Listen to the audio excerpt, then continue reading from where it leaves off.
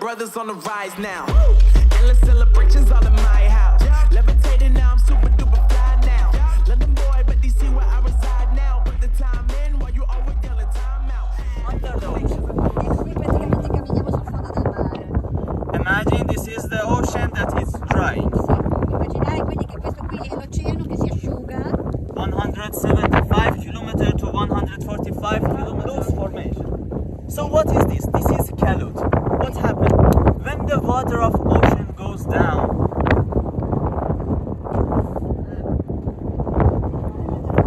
Quindi quando l'acqua scende, piano piano erode, come quello che vediamo qui davanti. it's exactly like this one which is behind La us. forma quello. L'acqua So, scende dal mare. the name is calotte. E si chiama caluti. Queste formazioni So the altitude that we have is 350 meters.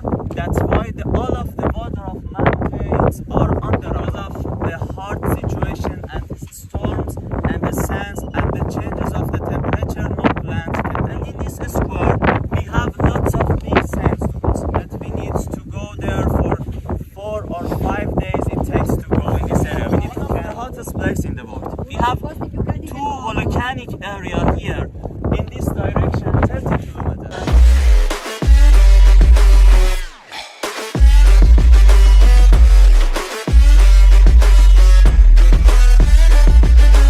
Amir, it's very good to Yes, get you my on. friend.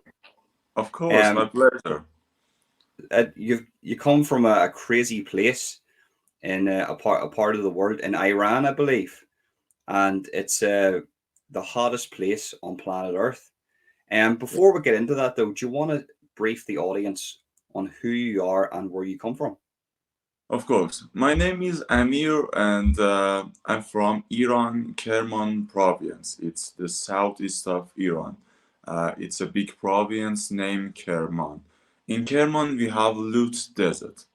How I got in tourism industry has a really, really interesting story that I'm gonna tell you.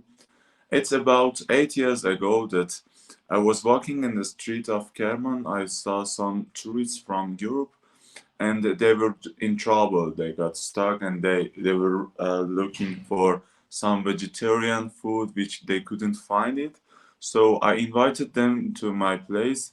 My mother gave them the best traditional food of Kerman, and they stayed like 2 nights in our place. And that time I had a Nissan Patrol. It was a very, very, very old Nissan Patrol, but it was 4x4.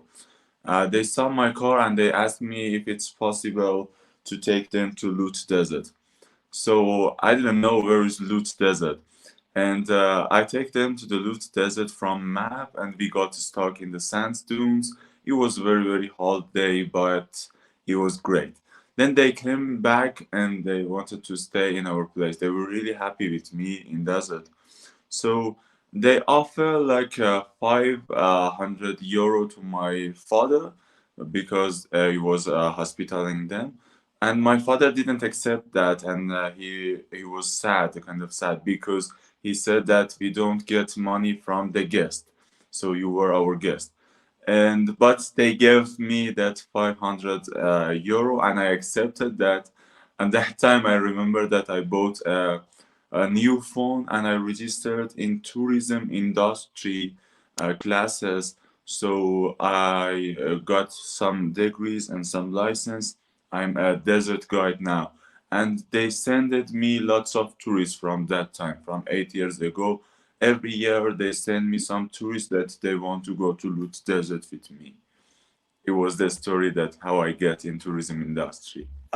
There's one thing that stands out to me, Amir. You've seen your opportunity to do something that, to sort of make something better of your life. And your dad seems like a very honorable man. He seems like a very nice, good man. He doesn't want to take money from the guests, but at the same time, you seen an opportunity. I can do something here, and I can capitalize on the tourists coming to the Lut Desert because it's the hottest place on planet Earth. And fair play, because at the end of the day, it's an extreme place, and there's lots of people that want to go and see this place. What was it like going there for the first time? Because it's not just a normal place. So you've got these tourists, you're taking them there. Are you expecting it to be so hot? Do you know about the climate? Because it is an extreme, as you say, as I said, it's an extreme place. What was it like going there for the first time? Was your shoes melting off your feet? No, no, no, no. Listen, it's not always the hottest place in the world. It's just in the middle of summer and it has two specific spots which are the hottest place in the world. The usual part that I will send you some picture, you can put them here as well. It's a Kalut area. We call it Kalut. It's some formation lefted from the sea. Actually, Lut Desert used to be a big sea or ocean continue to Oman and India Ocean. It was connected with each other. So when the ocean got dry, we have some formation named Kalut lifted from the sea. Those spots are very beautiful, but the hottest place there are specific areas. For example, one of the hottest place in the Lut Desert and in the world is Gandomberian. Gandomberian is like two volcanic area in the Lut Desert that the stones are completely black. The stones are volcanic stone and they are completely black. That's why they're receiving the heat of the sun. So it got the hottest place in the world. So it's a specific point. It's not everywhere the hottest. But the first time that I went there, it was in the beginning of the autumn, I think. The weather during the days was around 36 at the maximum was 36 degree, so it was kind of tolerable. It was okay for us, but in the summer is very irresistible and very hard to go in. That I will give you some story about the hottest point, but it wasn't all. The place is not the hottest. You It say has 30, you say 36 degrees. Over here, I'm from Ireland. 36 degrees would be a baking hot summer for us. Like right now, last night it was minus, I think it was -4. So oh to say 36 degrees, it's not too hot. I would probably die in that heat, to be honest with you. So it's crazy to hear somebody say, yeah, 36 degrees. It's not that hot. But considering what it does get, and as you say, it's a specific area, and it's and a point at the summertime that it gets to these temperatures. What just before we get into that, Iran is a very beautiful country. I hear lots of good stories about Iran. What's thank what's it you. like? What's it like living in Iran in general? In general, Iranian people are very hospitable and kind. We love tourists. You know, when we saw a tourist in the street, we want to communication with them. We want to invite them in our places. So we like tourists. You know, we love to having other guests, other people. Like I got started in tourism industry. Everyone are the same. Generally, we have around 45 UNESCO sites. If I okay, I don't know if exactly it's true this time, but as I know, is 45 UNESCO, and we are the sixth grade in the world. But we don't have much tourists because of the political and governmental stuff. But we are the sixth grade in the world, and the tourism receiving is kind of nothing from the other country. But the culture, the history, the nature, everything is Iran is the best. I think if I'm not Iranian, if I travel like a tourist in Iran, I would love to live in Iran. You know what I mean? Yeah, I've met a few Iranians in my time, and they've all been wonderful people, very kind people who like to speak, who like to talk. As I say, every country has their issues in regards to political issues. My country, England, America, every country has their issues, but at the end of the day, it's how the people are, and anytime I've met an Iranian, they've been wonderful. They're beautiful people, and as you say, they just want to speak and talk and have fun and stuff. So, yeah, no, it's a place I want to visit in my life. I would like to visit Iran in my life, and maybe someday I can get over to the desert and you can guide me You through. have a friend in Lutz Desert. Don't worry. Yeah, thank you very much. So Of so course. we'll get into the desert part now. I know there's a few stories that you want to say. So Yeah. obviously you've been at the height of the temperature. Do you want to walk through the process from start to finish and the preparations on what you have to do? Let's tell to you about the hottest point in the world that I've been there like uh, many times. The last trip was with Ruhi Sent. I think you know him. We were like two car in the middle of summer. We went to the Lutz Desert. We went deep in the desert. The first day we had like 40 kilometer direction to the Lutz Desert. 40 kilometer in the desert off road is different with 40 kilometer in asphalt road. In desert, it takes time. For example, we started at like 8 a.m and we finish it with the sunset, just 40 kilometers, because there is lots of sand dunes to go up, go down. Sometimes we got stuck. I remember that on that time, on the first day, we were in the middle of Khalid. It wasn't the hottest point, but it was one of the hottest. The temperature that I recorded with my hand was 65. And yeah, one of the car got broken. We had a flat tire in that area, and I remember I have some video, I can send it to you. I remember while we were changing the tire, my knee were burned and my hands were burned because I just touched the ground and the sands. It was really really hot and irresistible. And I remember that we put it the cameras and the recording stuff in some refrigerator full of with ice. Also, we had lots of ice in the cabin. The air condition doesn't work, but the ice was just for the first day. The second day is very interesting, but because the second day was the hottest time. We went there for recording 78, the hottest place. So in the morning, at the morning when we started, the temperature was around for the sunrise. The temperature was about 38, and in the noon that we were supposed to be in Gandonbury on the hottest spot, it's supposed to be around 80. And we were in Gandonbury on 1 p.m. exactly in the noon. The weather was really, really hot, and Ruhi and I recorded 78 with our hand. It is not, I don't know, exaggerate, it is not anything, it is the reality.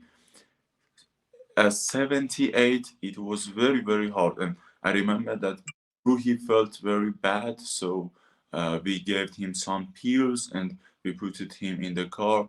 We had to turn on the air condition, but the air condition, when we use air condition, the engine of the car doesn't work.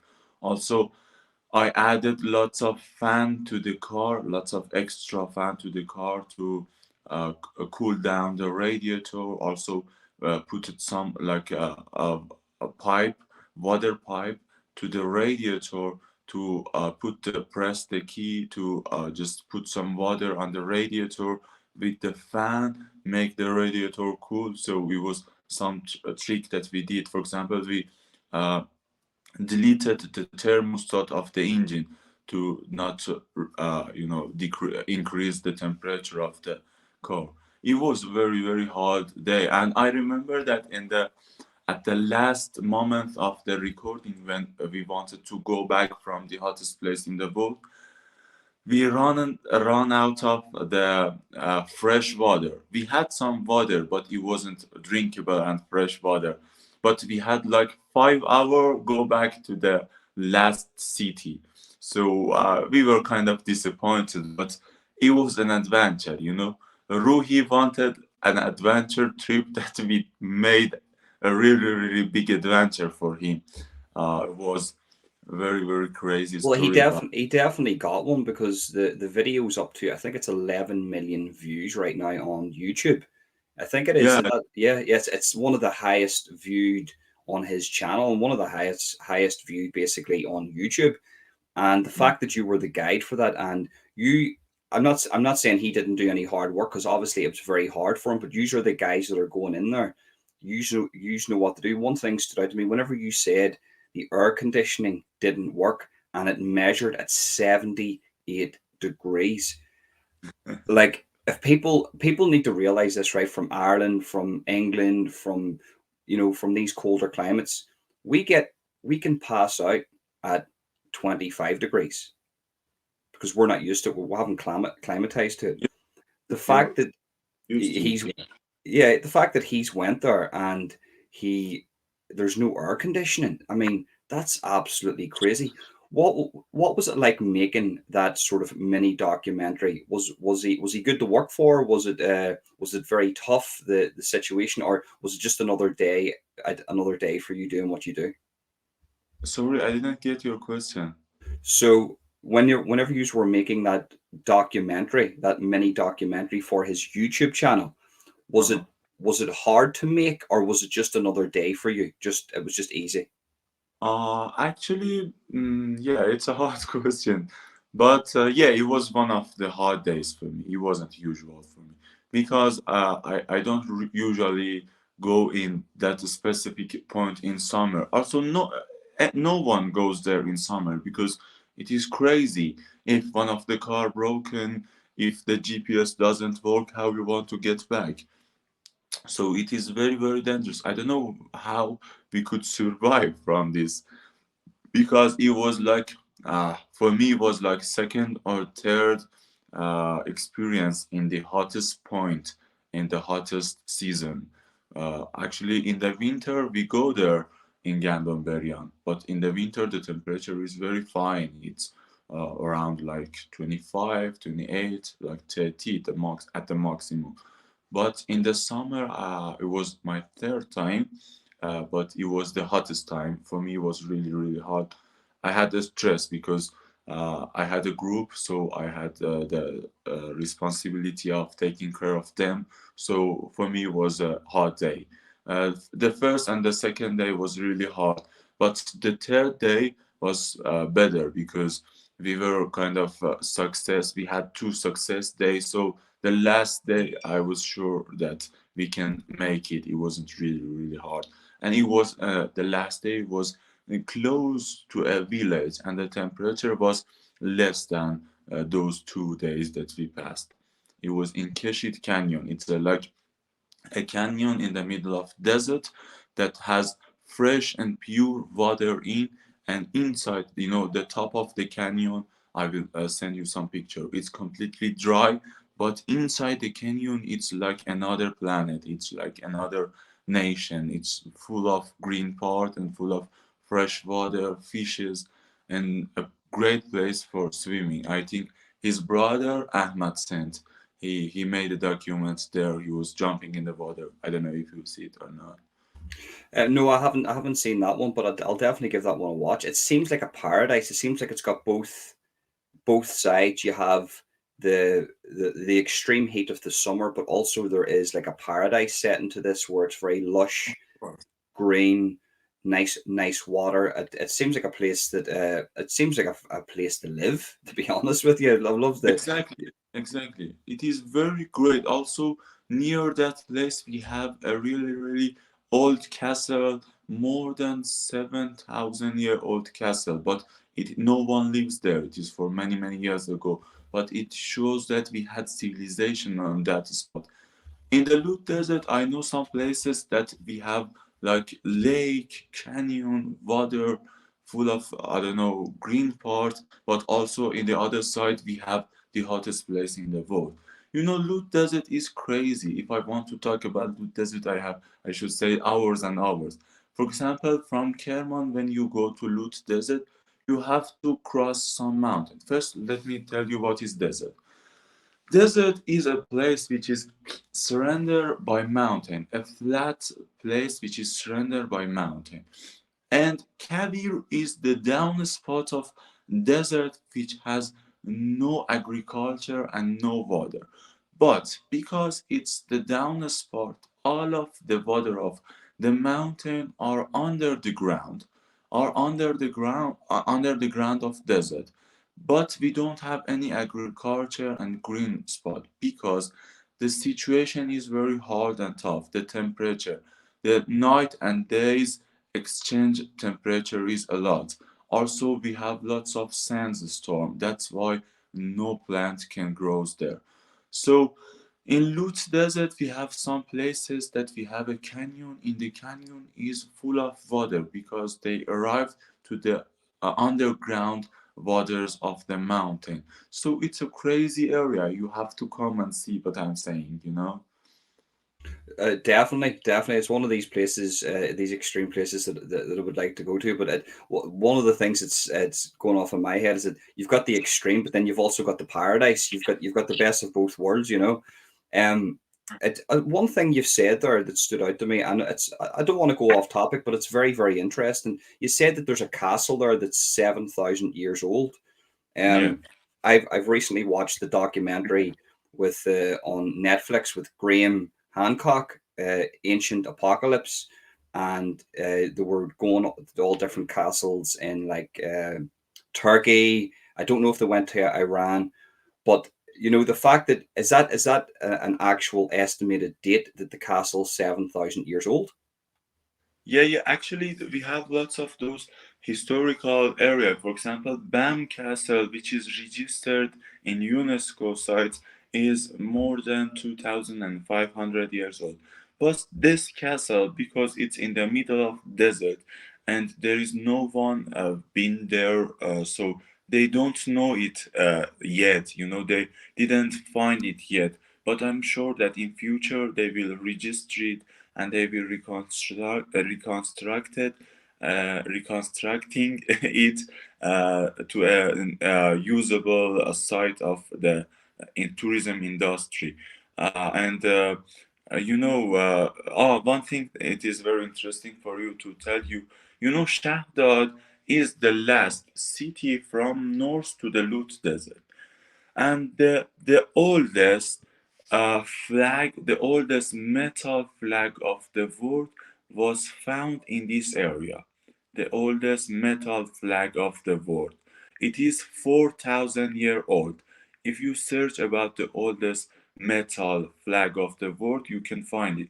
They found it in Shahdad near the Lut Desert. So it shows that in this area we had a really, really big civilization. You see, what my opinion would be is that there was civilizations in that area of the world, very, very old, maybe even predating the Egyptians, and that was an ancient civilization that we probably don't know about. You know, history gets older and older and older, especially with humans, and they have found a flag that's 4,000 years old, which is around the Yeah, Egyptian time. metal flag. Yeah, it's Metal metal. It's flag, really metal flag. interesting that they could find metal in 4,000 years ago. They Wow, could involve it. Yeah.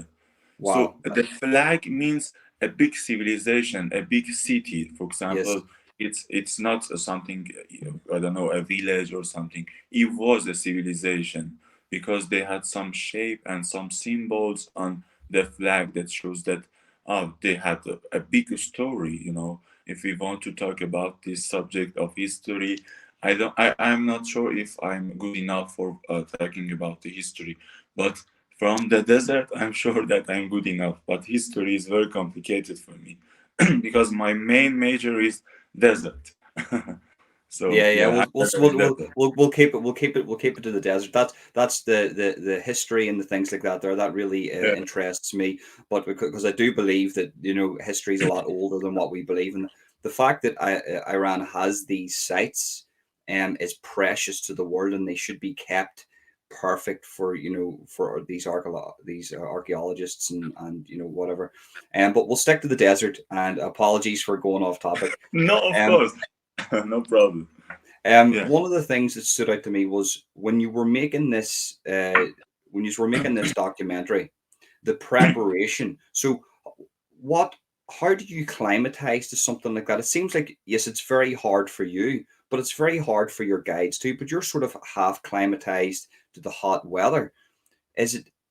What's your preparation like to do something like this?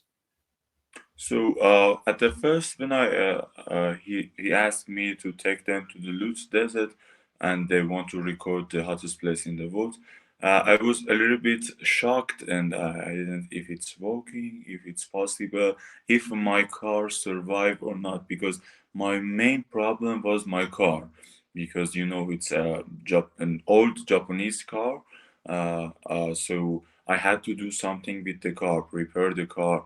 I told you I added two extra fan and some pump water to the radiator to cool down the radiator, and also we omit the thermostat of the engine.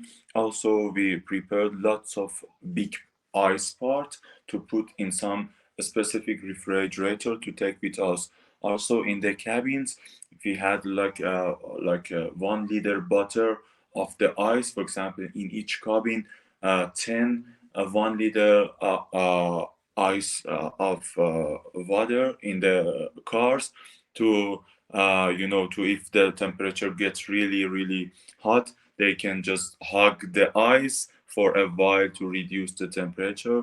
Also, we had some like a favor reducer, like heat reducer pills that we had to use them every morning. So while the weather got very hot at the noon, we use them as well. So it reduced our blood pressure to not get really hot. So the main problem was the car. Actually, the tires should be new, and also it was the new tire that broken and got flat. But it was a risk. I like adventure, you know. I kind of love it as well because if I didn't love it, I didn't accept it. It was not all about money and I don't know official thing. It was just about love. I really love Lutz Desert. I got born there, I raised there, I made money from Lutz Desert, and I made lots of new friends in Lutz Desert. So it's kind of my culture, it's my hometown. I love it. I do everything for my desert, you know. Yeah, yeah. For That's showing Lutz yeah. Desert, yeah, for showing Lutz Desert, uh, I would do that because if it was really hot, for showing Lutz Desert to the people of all around the world, I had to do that, you know. You are basically an extension of Lut Desert. It loves you, and you love it. Basically, Yeah, that's that. That's so, that's the that's yeah, it's a many relationship. time I got lost in Lutz Desert many time. I was alone for 3 days in Lutz Desert because my car was broken, and yeah, it was really hard to get get out of that debris, but I could survive. And also, I found lots of I will show you something.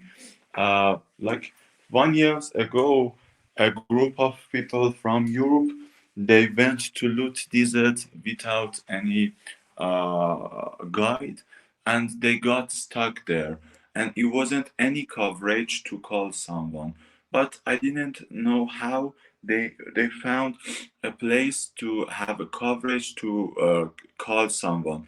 They called to Iran emergency and asked them for the help. And the emergency called me to to help them to go there because it wasn't easy to use 4x4 car in the Lut Desert. Also, how to pass the big sand dunes, how I don't know to pull out the car or fix the car. So they asked me to help them, and we could find them after 2 days, and they gave me this gold medal that written the location of the Wow, look at that. yeah That is the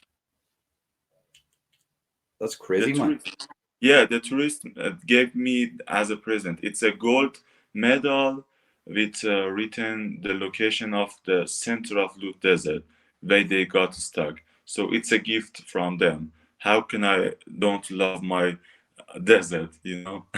Well, that's a question I have for you. So you said that you were stuck there for 3 days, right? So just say, just hypothetically speaking, right? Say I was stuck in the desert. I got lost in the desert. What do I need to do? How did you survive? And what does a person need to do to survive in the desert? Actually, if you are knowledgeable, if you know lots of things about desert, you won't die in desert. It when I was got stuck in desert, it wasn't in summer, but it was like in autumn. The weather was okay. What the main problem wasn't the weather. The problem was that it was like some big sand dunes surrounded by a hole. while I was driving top of the sandstones, I couldn't control the car and I went down to this hole. So I was surrounded with lots of big sandstones. The car wasn't enough powerful to go up from the sandstones. So I had to do like a circle, go and go and go up until to find. But it was really high. I couldn't do it with my car.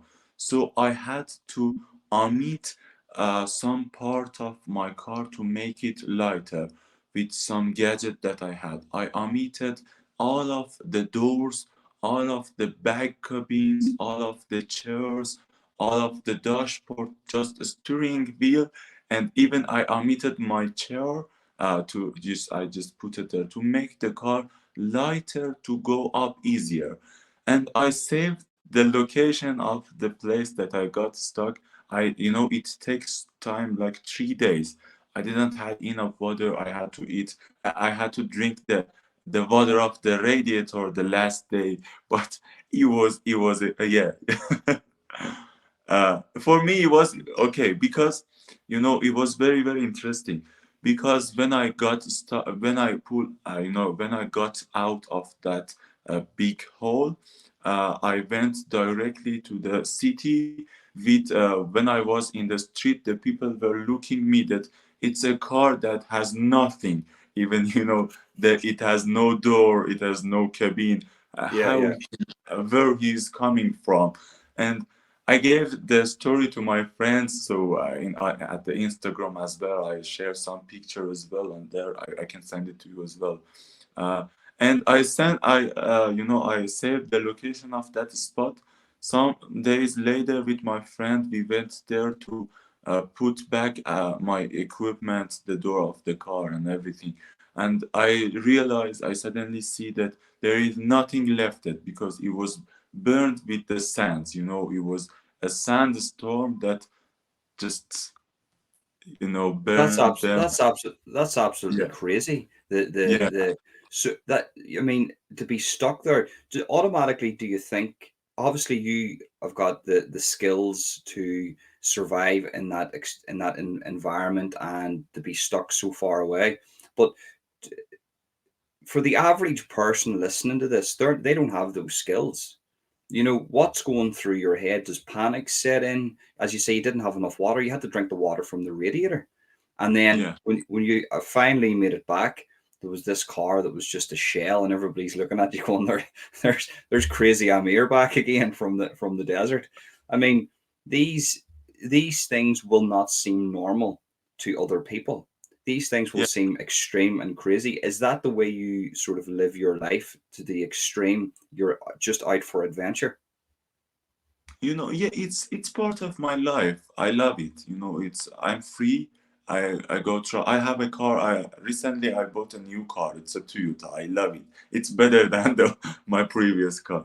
You'll need a So Toyota. You'll definitely need a Toyota for that. Definitely 100%. yeah. Just Toyota can be enough strong to in the Lut Desert. And so these days it's my job, also my living. I have a big tent behind my car. I go travel. I'm basically traveling. I don't stay in home. Now it's like 2 days. I come back from desert with my friends, with to see my family and friends. Then I continue my trip uh, uh, uh, around the Iran. During the trip, I work as a tour guide all around Iran. So many people in Iran know me. They ask me for a tour, for example, in desert, in the other desert of Iran, because Iran has three other desert except Lut Desert. So I do tours there. I do tours in historical area, but basically I love adventure and I love desert. In desert is peace and quiet, and it's in desert you will see yourself, you will find yourself, you can understand who you are, while you see the nothing in front of you. Sometimes you scare if you get lost or if you get stuck, but sometimes you understand and you learn some lesson that how small you are, how small you are. When we are in the Lut Desert, we are just a point in the big area, in the big ocean. So you can learn lots of lessons.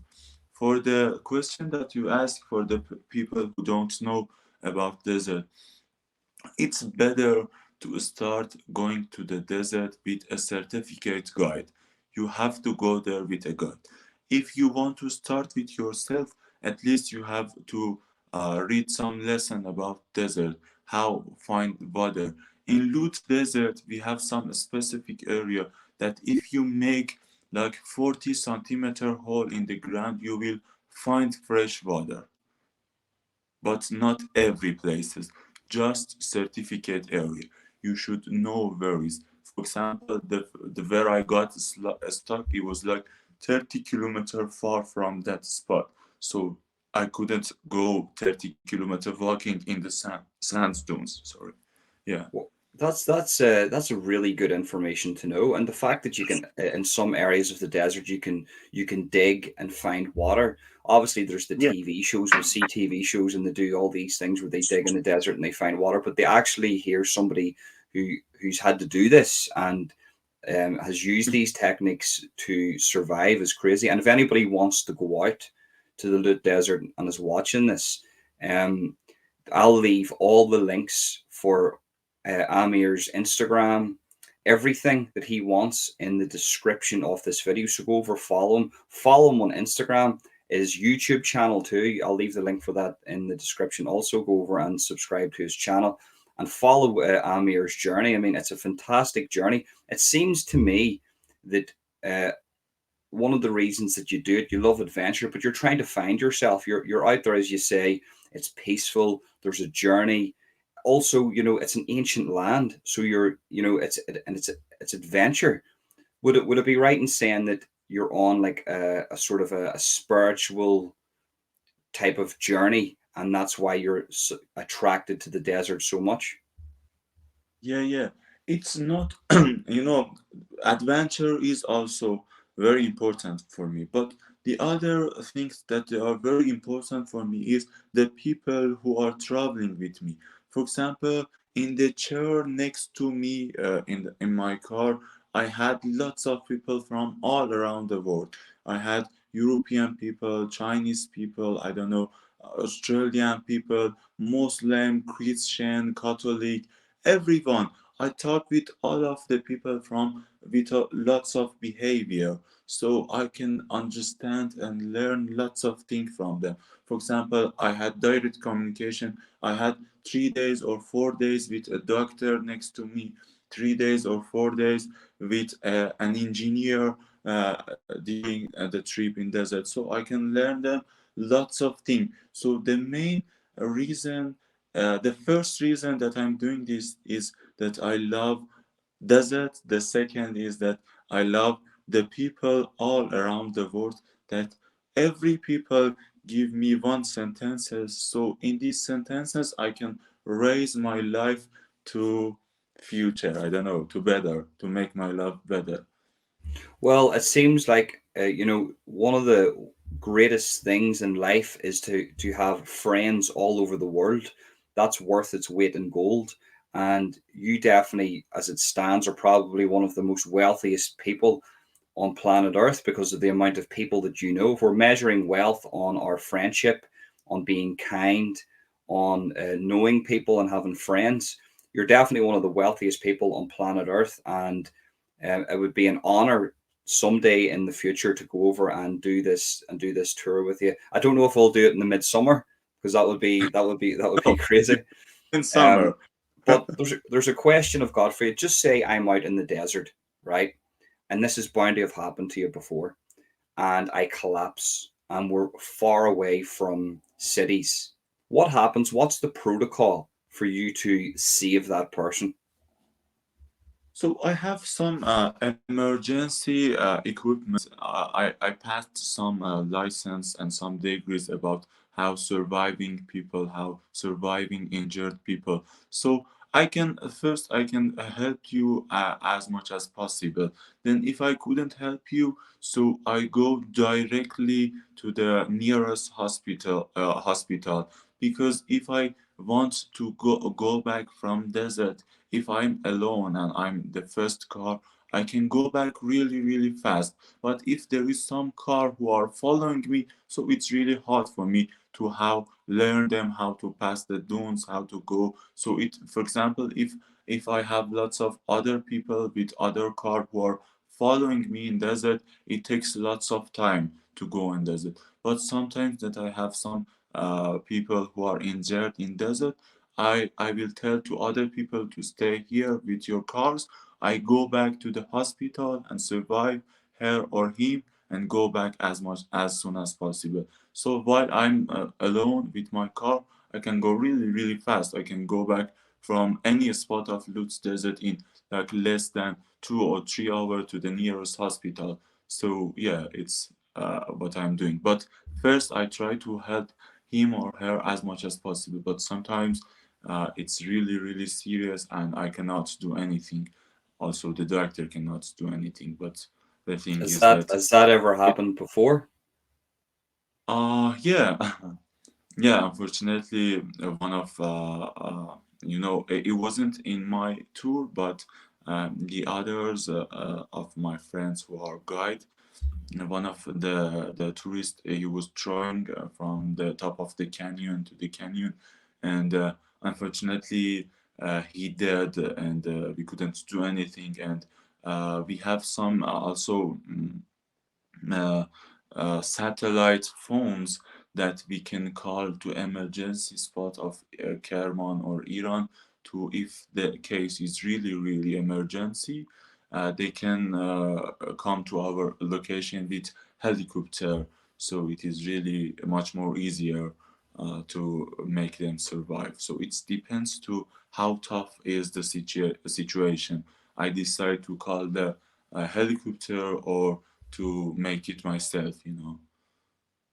That's absolutely fantastic. That you take safety serious yourself, but the Iranian government also are there on hand if you need them, and that's a very vital thing too. So massive respect to you, Amir, for what you do, and massive respect to Iran. To have these places and for people to Yeah. go to and to be so kind and welcoming. Fair play. I mean, I've asked you all the questions that I wanted to know. Is there anything else you would like to speak about?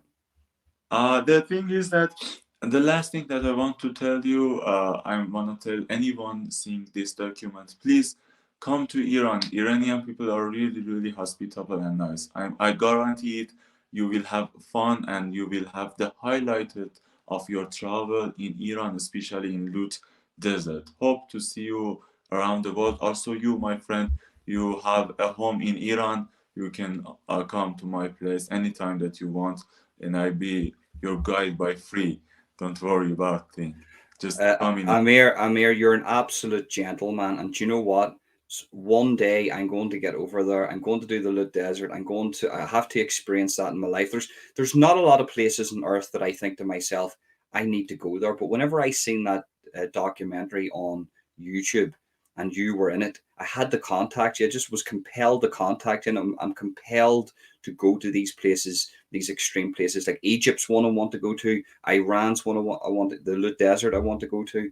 But it definitely is one of the top two places I want to go to on planet Earth. And for people like yourself that are very kind and generous, that want people to come, they want people to come and visit their country, their beautiful country. You're a credit to your country, Amir, and just keep doing what you're doing. Now, as I say, guys, if you're watching this here, go into the description of this video. The link for Amir's YouTube channel and the link for his Instagram and any other social media that he wants promoted will be found in the description. Head over, follow him, follow Amir's journey. Do not miss this guy's journey. This is an extreme mindset. This is a very kind person. And Thank you. please go over and visit. If you're watching this and you think, oh, I don't know, I might not, go do it, visit.